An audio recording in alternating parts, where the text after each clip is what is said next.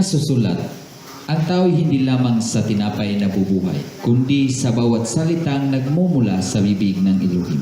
Good morning po sa ating lahat, sa ating mga kapatiran dito sa Cebu, sa Karkar, at sa Panay, at sa buong mananampalataya, maging sa ating mga kapatiran sa ibang bansa. Magandang umaga po, at sa ating mga taga-subaybay sa ating YouTube. Magandang umaga po sa inyong lahat. Andito na po tayo sa Bilang chapter 7. Okay. Sa verse 1, nang ganap na matapos ng tabernakulo, pinahiran ito ni Moses ng langis at ipinahayag na para kay Yahweh. Gayon din ang mga kagamitan doon, ang altar at ang lahat ng kagamitang ukol dito. Nang araw na iyon, ang mga pinuno ng Israel na nakatulong sa pagkuha ng sensus ay naghandog kay Aba Yahweh ng 6 na malaking kariton at 12 turo. Ang kariton sa bawat 2 angkan at ang 1 turo sa bawat angkan.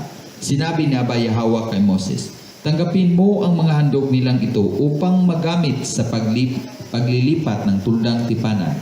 Ipagkatiwala mo ang mga ito sa mga Levita ayon sa kanilang nakatakdang gawain. Kinuha nga ni Moses ang mga kariton at turo at ibinigay sa mga Levita. Ang 2 kariton at 4 na turo ay ibinigay niya sa mga anak ni Gershon. Ang 4 na kariton at 8 turo ay binigay niya sa mga anak ni Merari.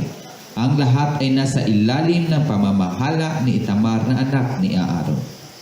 Hindi na niya binigyan ang mga anak ni Kuhat sapagkat sila ang nagpapasan ng mga sagradong bagay kapag inililipat ang mga ito.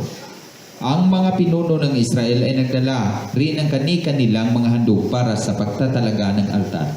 Dahil dito sinabi ni Aba Yahweh kay Moses, sabihin mo sa kanila na sa loob ng 12 araw at tig-iisang araw sila ang maghahandog para sa pagtatalaga ng altar. Ganito ang pagkasunod-sunod ng kanilang paghahandog. Okay, sa ating pong nakikita, mga kapatid, dito sa chapter na ito ay parang nauulit yung paghahandog, Brother Rex. At mayroon din tayong napapansin na parang hindi rin nauulit dahil wala na po dito si yung anak dalawa ni Aaron. Si Nadab at saka si Abihu, kasi si Itamar na lang tong naiwan. Kasi niya na yung tagapamahala. So, pwedeng hindi na ulit, pero dito na kompleto yung buong kasangkapan ng tabernakulo. At ito na nga ang kasunod na mga instruction ni Aba na nagbigay po ng handog ang lahat ng nakatulong. Dahil doon po sa nadaanan nating chapter, wala po tayong nababasa na yung mga nakatulong nung itinatayo ang tulda ay wala pong nabasang naghandog po sila dito na naisulat po yung kanilang paghahandog, yung 2 kariton at yung 4 na turo, at ito'y ibinigay sa mga Israelita. So tuloy po natin.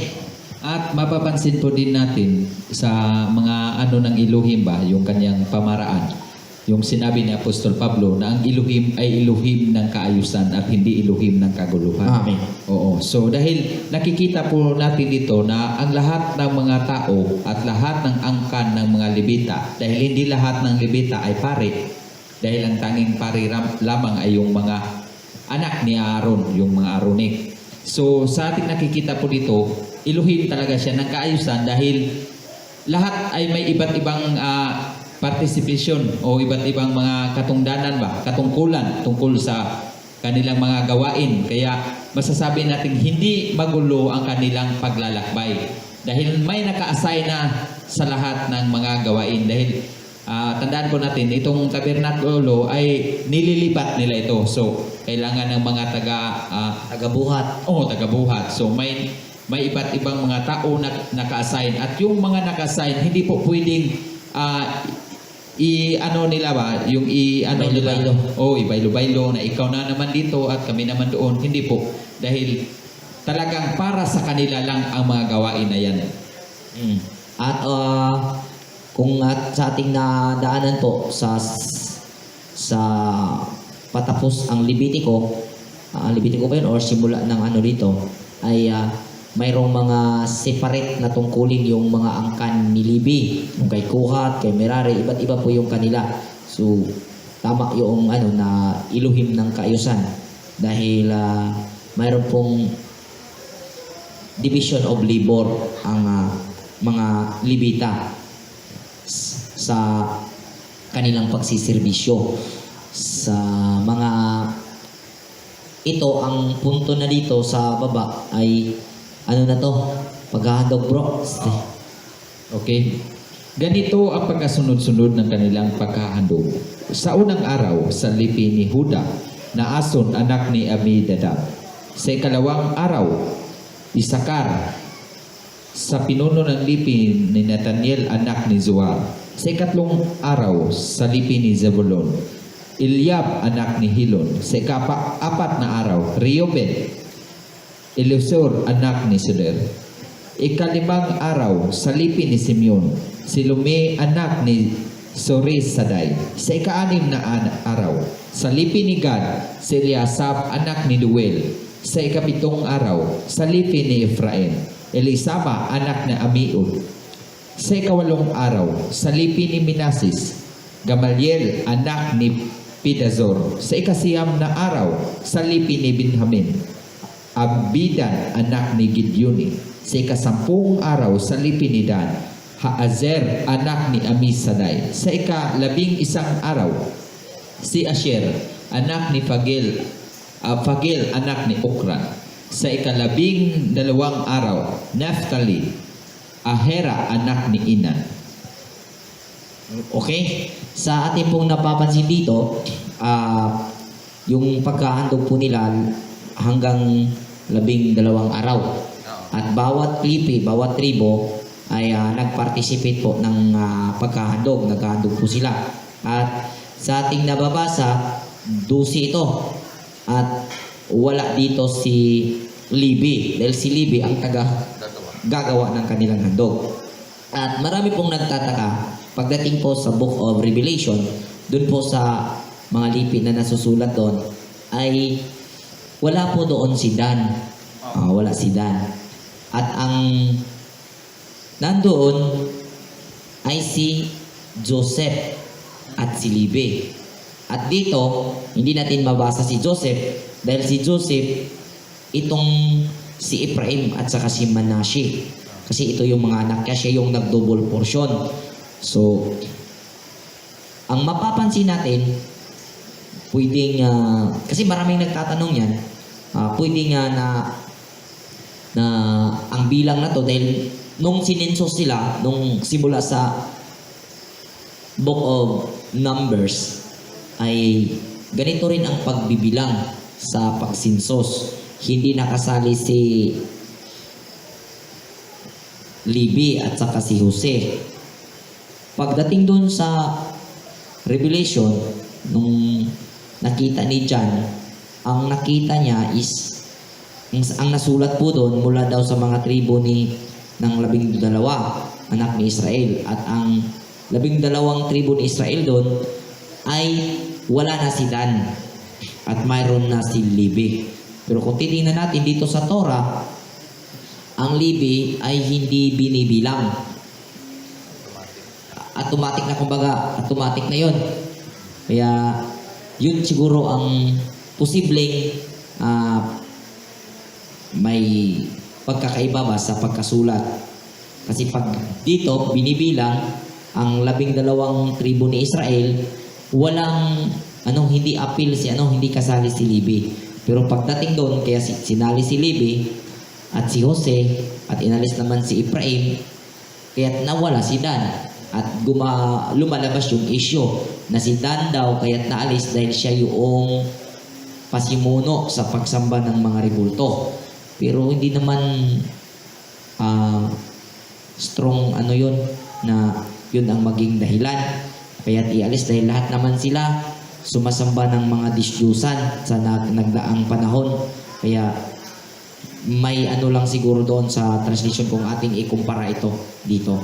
So, tuloy po tayo. Ang mga handog na kanilang inaalay kay Abay Hawa ay magkakapareho. Isang malaking platong pilak na tumitimbang ng 1.5 kilo at isang mangkok na pilak at tumitimbang ng 800 na gramo ayon sa opisyal na timbang. Ang malaking plato at ang mangkok ay parehong puno ng harinang hinaluan ng langis bilang handog na pagkaing butil. Isang gintong plateto na tumitimbang ng 110 na gramo at puno ng insenso.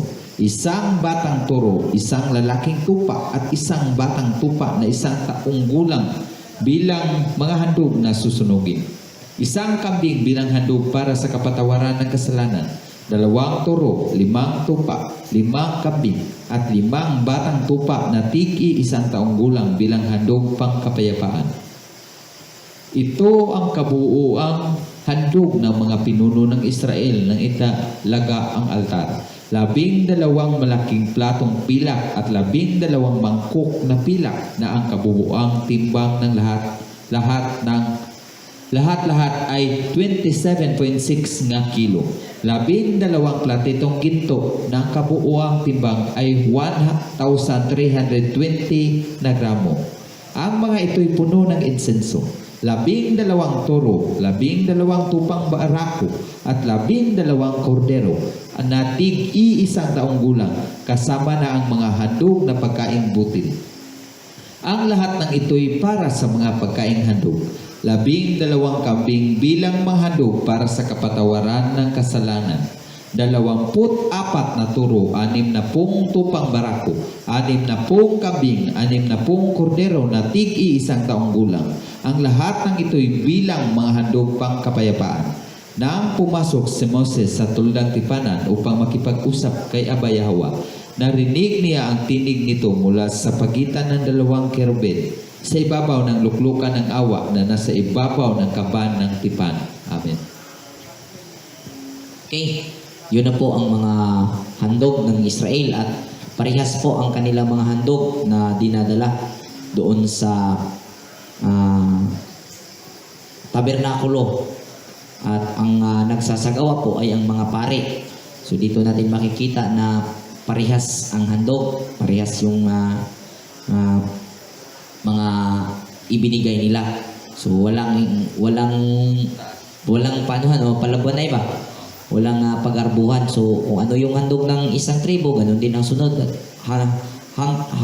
Hanggang na natapos po yung 12 araw na iniutos ng Aba na maghandog sila. So yun po ang lahat ng makikita natin ay ang pagkakaisa at walang sapawan ba sa mga tribo. Yun ang makita nating aral dito. So, yun ang unity na ipinakita ng buong bayan ng Israel nung sila ay nandun sa wilderness. Kaya nasabi ni Elohim sa Book of Isaiah, hindi ko natandaan yung tamang chapter, na minahal niya ng husto ang Israel nung panahon sa kabataan. Dahil po yung kabataan, yung pong nasa wilderness po sila sa puntong ito, nung nagsisimula pa po sila sa pagtangkilik sa kautusan na ibinigay ni Aba, masunurin po nila. Kaya nasabi po ni Aba, napakaganda at napakabuutan ba, makabait ni Israel nung siya'y bata pa. So dito po nagtatapos ang ating topic sa chapter 7 ng Numbers. Salamat po ng marami at magandang umaga po. Shalom Aleichem.